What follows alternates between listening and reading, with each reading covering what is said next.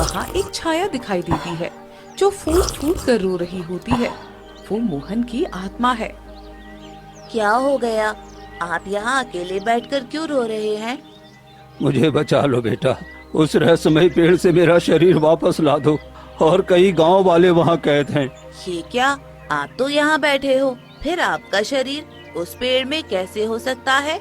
यहाँ सिर्फ मेरी रूह है। मेरा शरीर तो उसी पेड़ ने कैद कर लिया है।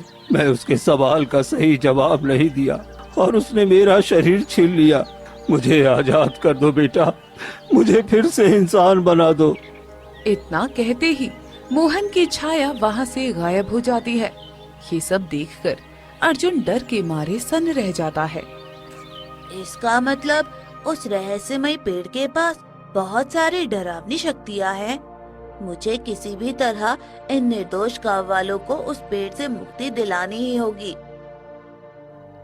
अर्जुन पानी पीकर आगे बढ़ता है।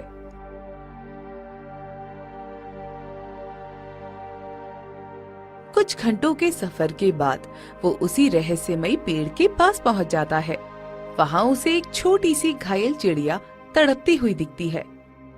अरे, ये बेचारी चिड़िया तो बहुत घायल है। मुझे इसकी मदद करनी चाहिए। अर्जुन उसे उठा लेता है और पास से कुछ औषधि वाले पत्ते तोड़कर उन्हें पीसकर उसके जख्मों पर लगा देता है।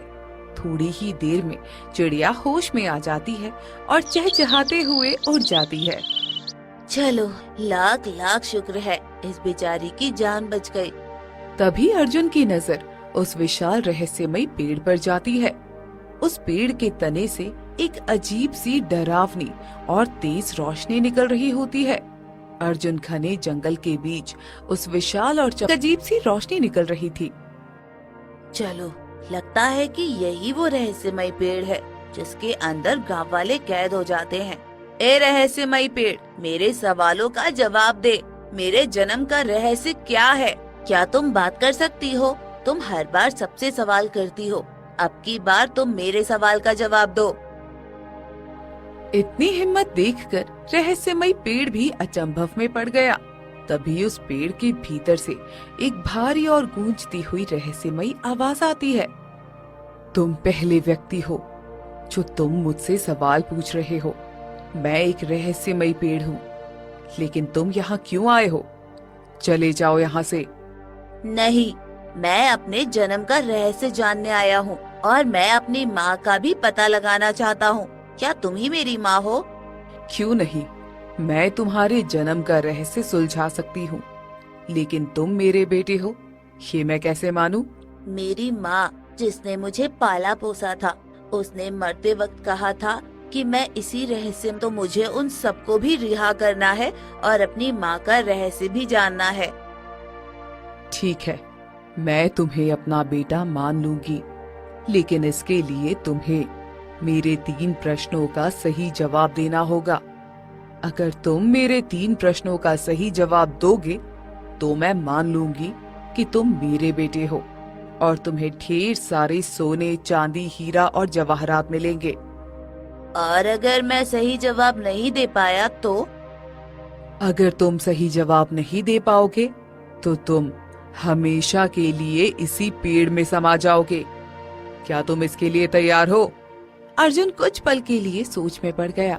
उसे समझ ही नहीं आ रहा था कि वो क्या करे, लेकिन उसे अपने जन्म का रहस्य जानना था और गांव वालों को आजाद भी करवाना था। वो हिम्मत करके शर्त मान लेता है। ठीक है, तो मैं तीनों सवालों का सही जवाब देने के लिए तैयार हूँ। ठीक है अर्जुन, अगर तुम खुद को मेरा पुत्र मानते हो तो अपनी बुद्धि का परिचय दो। मेरा पहला सवाल सुनो। वो कौन सी चीज है जो आंखों से दिखाई नहीं देती, पर जब वो टूटती है तो उसकी आवाज पूरी दुनिया सुनती है? उसे जोड़ने के लिए कोई गोंद या कोई कील काम नहीं आती। अर्जुन कुछ पल सोचकर बोला, इसका जवाब बहुत सरल है। वो चीज है विश्वास, जब किसी चीज से नहीं। बहुत खूब। अब मेरा दूसरा और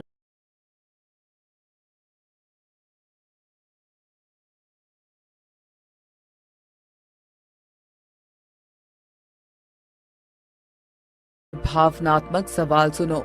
वो क्या है जो पूरी दुनिया के लिए तो सिर्फ एक इंसान है, लेकिन इंसान के लिए वो उसकी पूरी दुनिया है? ये प्रश्न सुनकर अर्जुन की आंखों से आंसू आने लगे। वो दुखी मन से बोला, इसका जवाब है एक माँ। दुनिया के लिए वो शायद सिर्फ एक साधारण औरत हो सकती है, लेकिन एक बच्चे के लिए उसकी माँ ही उसका पूरा संसार, उसका आकाश और उसकी धरती होती है। अद्भुत! तुम्हारे जवाबों ने मेरे हृदय को छू लिया है। तुम्हारी बुद्धि और ममता के प्रति तुम्हारा प्रेम सच्चा है।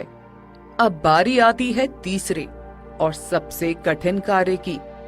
अब तीसरे सवाल के लिए तुम्हें पास की उस मायावी गुफा से नेकी का फूल लेकर आना होगा। ठीक है, मैं नेकी का फूल लाने के लिए तैयार हूँ।